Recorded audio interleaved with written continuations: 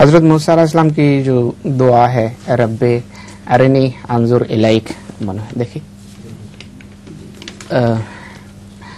قال رب ارنی انظر الیک.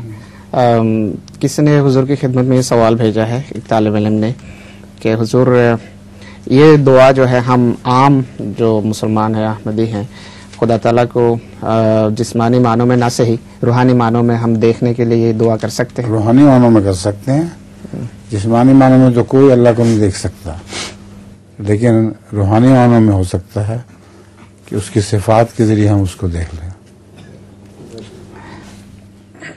اس کے باقی بھی پتہ ہے آپ کو پورا واقعہ. حضرت موسیٰ نے جب یہ دعا کی تھی تو اللہ تعالیٰ نے فرمایا تھا کہ میں پہاڑ پر تجلی کرتا ہوں، اگر وہ پہاڑ قائم رہ گیا تو پھر تم کو بھی میں اپنا چہرہ دکھا دوں گا. تو اللہ تعالیٰ نے پہاڑ پر جب تجلی کی تو پہاڑ ریزہ ریزہ ہو گیا اور حضرت موسیٰ بے ہوش ہو کے جا پڑے. یہ اس کا دوسرا حصہ بھی ہے. اللہ تعالیٰ کو کوئی بھی برداشت نہیں کر سکتا اس کی ظاہری تجلی. حضرت عائشہ صدیقہ رضی اللہ تعالیٰ عنہ سے کسی نے پوچھا کہ کیا حضرت صلی اللہ علیہ وآلہ وسلم نے اللہ تعالیٰ کو دیکھا ہے؟ حضرت عائشہ صدیقہ نے فرمایا میرے بدن کے رونگٹے کھڑے ہو گئے ہیں تمہارے سوال سے.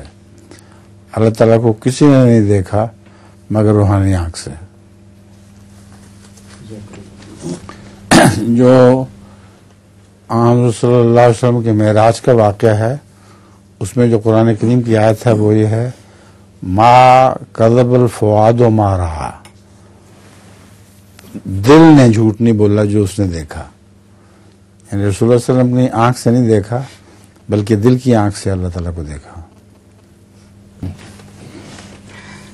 دو دوست ایک دوسرے سے اپنے آبا و اجداد کا ذکر کر رہے تھے بڑے فخر سے. ایک نے بتایا کہ میرے جو دادا تھے ان کا ایک اس کو کہتے ہیں ہماری زبان میں کہتے ہیں کچہری، بیٹھک اردو میں نہیں کچہری جو لفظ ہے اردو میں شاید اس یہ مفہوم ہے اس میں عدالت کو کہتے ہیں. ہمارے ہاں اس طرح حضور کے 5-6 فیملی اکٹھے ایک جگہ رہتے ہیں گاؤں میں. ان کا ایک گھر ہوتا ہے، اس گھر میں گاؤں کے مسائل تنازع وغیرہ کا حل ہوتا ہے، کچہری قسم کے. تو اس وہ کہتے ہیں ان کے اتنا بڑا ایک کچہری ہے گھر تھا جس میں ساری دنیا کے لوگ جو ہے نا آ سکتے تھے، اتنا بڑا تھا، اس کی سائز اتنی بڑی تھی.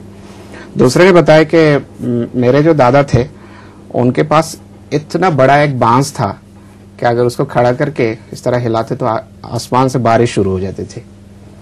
تو اس نے دوسرے نے پوچھا کہ اتنا بڑا بانس جو رکھتے کہاں تھے؟ کہتے ہیں تمہارے دادے کے کچہری میں رکھتے. ٹھیک ہے.